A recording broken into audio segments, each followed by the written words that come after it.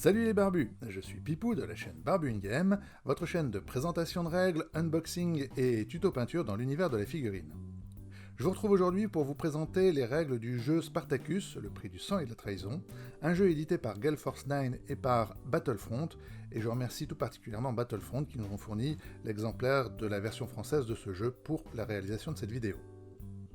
Dans Spartacus, les joueurs vont incarner les dominus, des maîtres de grandes maisons romaines, qui vont s'affronter pour obtenir le plus haut niveau d'influence dans la ville et pouvoir imposer leurs lois. Chaque maison dispose d'un ludus, donc d'une école de gladiature, et une partie de cet affrontement se fera sur le sable de l'arène. C'est un jeu qui se joue à 3 à 4 joueurs, car il réside énormément sur les alliances, les pots de vin et les trahisons que les joueurs vont pouvoir faire les uns envers les autres. Regardons maintenant plus en détail la mise en place d'une partie de ce jeu. Lors de la mise en place, on va tout d'abord déterminer qui sera le premier joueur à prendre la main.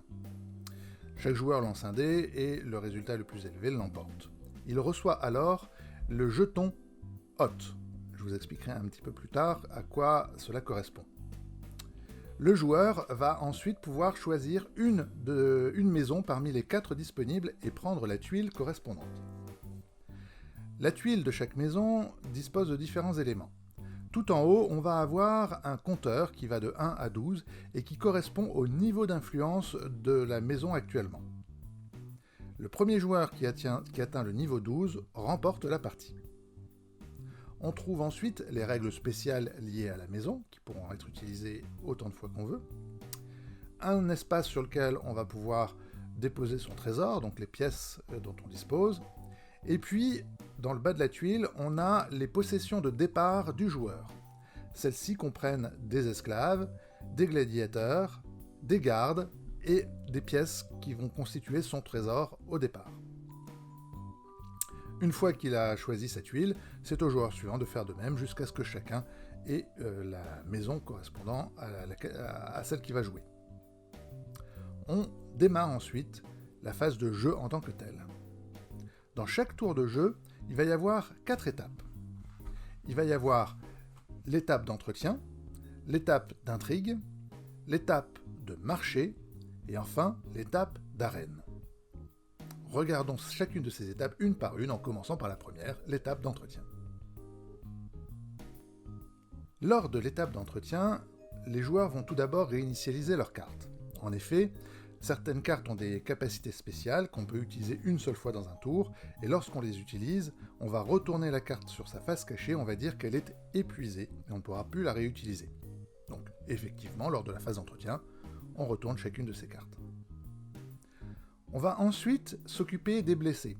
Donc vos esclaves ou vos gladiateurs peuvent avoir subi des blessures lors des tours précédents, et donc pour chacun d'entre eux, on va lancer un dé à 6 faces. Sur un résultat de 4 à 6, le personnage est soigné, il va pouvoir être utilisé à nouveau. Sur un résultat de 2 à 3, le personnage reste blessé, il est toujours convalescent.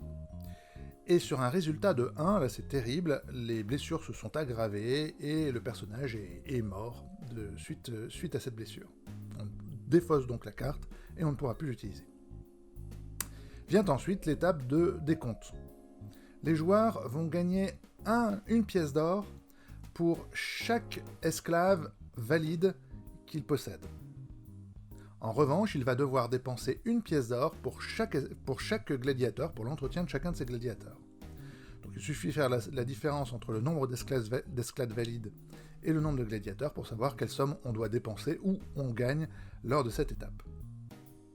Une fois que les joueurs ont tous réalisé ces trois étapes, on va passer à la phase d'intrigue.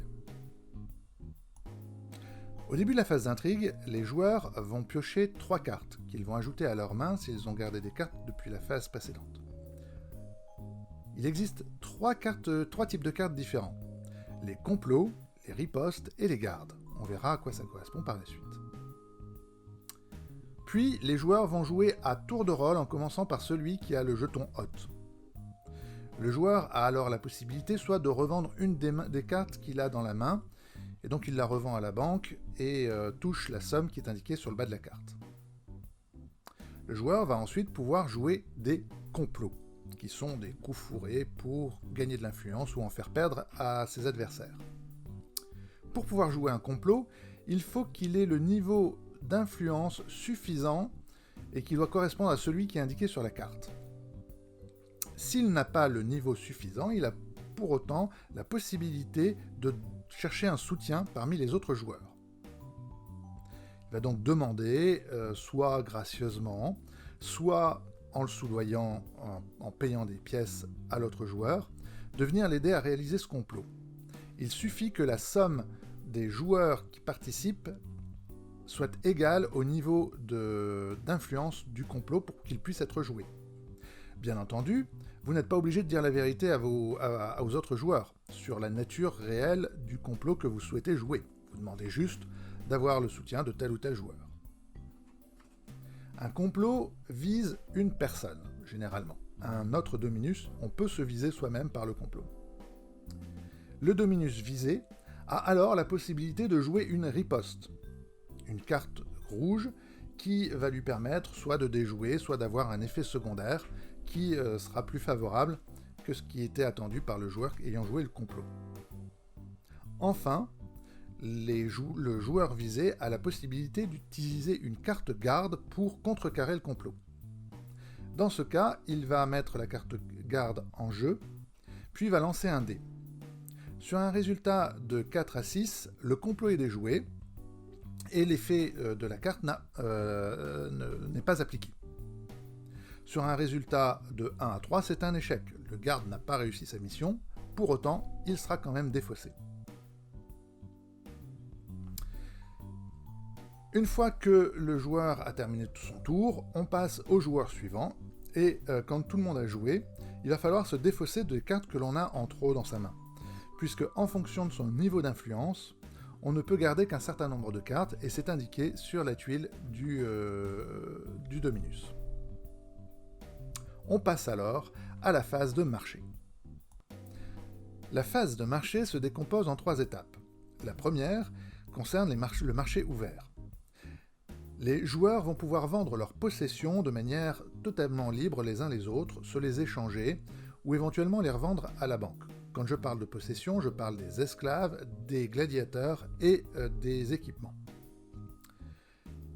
Lors de cette étape, je peux tout à fait vendre mon équipement au plus offrant, mais j'ai tout à fait le droit de le donner ou de l'échanger avec un autre joueur, même si ce n'est pas la meilleure offre. Tout est libre lors de cette étape. Une fois que les joueurs en ont terminé, on passe alors à la phase d'enchère. On va tirer autant de nouvelles cartes de marché qu'il y a de joueurs, et celles-ci vont être mises aux enchères. Il s'agit d'enchères fermées. Donc en fonction de la carte, chaque joueur va mettre dans son point le nombre de pièces qu'il souhaite investir pour cette carte. Une fois que les joueurs sont tous prêts, ils vont tendre le poing et ouvrir leurs mains, et la carte reviendra au mieux disant. En cas d'égalité, on fait un deuxième tour, et si au bout de ce deuxième tour, on a toujours une égalité, et bien dans ce cas, la carte ne sera pas vendue. Vient ensuite l'étape où on va déterminer qui sera l'hôte des prochains jeux. Il s'agit à nouveau d'une phase d'enchère fermée. Donc les joueurs mettent leur somme dans leur poing et l'ouvrent en même temps pour savoir qui sera le mieux disant. Là, il va y avoir forcément un vainqueur. Il ne peut pas y avoir d'égalité puisqu'il faut qu'il y ait un hôte. Donc cela continue jusqu'à ce que il y ait un des joueurs qui ait fait une offre supérieure à celle de tous les autres. Une fois cela est fait, le joueur prend le jeton hôte et on clôture la phase de marché pour passer à la phase d'arène. C'est lors de la phase d'arène que vont intervenir les gladiateurs. L'hôte a un rôle très important lors de cette phase, et d'ailleurs, celle-ci commence par l'attribution d'un point d'influence pour le joueur hôte. Celui-ci va devoir organiser les jeux et donc désigner 2 joueurs pour qu'ils fassent combattre leur gladiateur. Lorsque l'hôte désigne un joueur, celui-ci peut accepter ou refuser l'invitation. Mais si vous refusez l'invitation, vous perdez immédiatement un point d'influence. L'hôte peut tout à fait se désigner lui-même comme l'un des participants au jeu. Une fois que les deux participants ont été désignés, ceux-ci vont choisir dans leur équipe un gladiateur pour participer au combat et vont lui donner l'équipement qu'il pourra utiliser. Si vous décidez de faire participer un gladiateur disposant d'un jeton faveur, vous gagnez immédiatement 2 pièces. Et si vous décidez de faire participer un gladiateur avec un jeton champion, vous gagnez immédiatement 6 pièces. L'ensemble des joueurs vont ensuite pouvoir placer une mise sur les paris. On peut parier sur la victoire d'un des deux joueurs, ou on peut parier sur le fait que le combat se termine par une blessure ou par une décapitation. Dans ce cas, vous allez récupérer 2 fois votre mise s'il y a décapitation, quel que soit le joueur vainqueur. Le combat peut ensuite commencer. Chaque gladiateur dispose de 3 caractéristiques. L'attaque, qui est en rouge, la défense, qui est en noir, et l'initiative, qui est en bleu. Le joueur va prendre donc autant de dés que la valeur de la caractéristique correspondante. Ces dés correspondent également au point de vie du gladiateur. S'il perd ses points de vie, il va perdre des dés. Le combat débute par la détermination de l'initiative. Les joueurs vont lancer leurs dés bleus, et celui qui obtient le plus haut résultat peut jouer le premier. Il peut alors déplacer son gladiateur d'autant de cases que sa valeur d'initiative. Il peut ensuite attaquer s'il est à portée de l'autre joueur. Par défaut, les attaques se font à portée 1, donc il faut être adjacent à l'autre joueur, mais certaines armes permettent d'attaquer d'un peu plus loin. Le joueur attaquant lance alors ses dés rouges. Le joueur défenseur lance ses dés noirs. On va classer les dés du résultat le plus élevé jusqu'au plus bas, et on va les comparer 2 par 2. Si un dé d'attaque est supérieur au dé de défense, c'est une touche. Au cas où il est inférieur ou égal, il ne se passe rien. Si le joueur attaquant a plus de dés rouges que le joueur défenseur n'a de dés noirs, il y a des dés qui ne sont donc pas contrés, et un résultat de 3 ou plus donne une touche. Pour chaque touche, le joueur défenseur va perdre un de ses dés, au choix de son possesseur.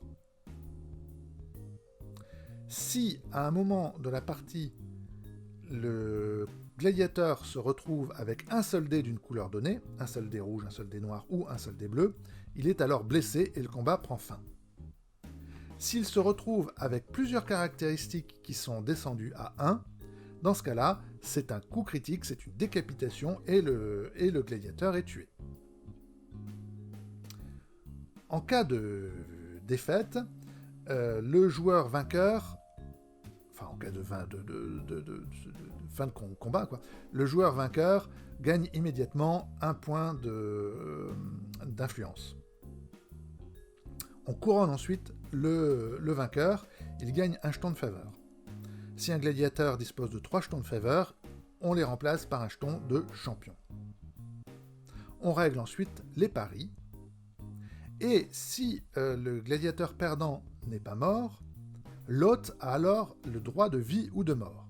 Il va lever le pouce, auquel cas le gladiateur perdant reçoit un jeton blessé et retourne dans son école, ou il va baisser le pouce, et dans ce cas, le perdant est exécuté et la carte est défaussée. La partie continue et on retourne à nouveau sur la première phase du round.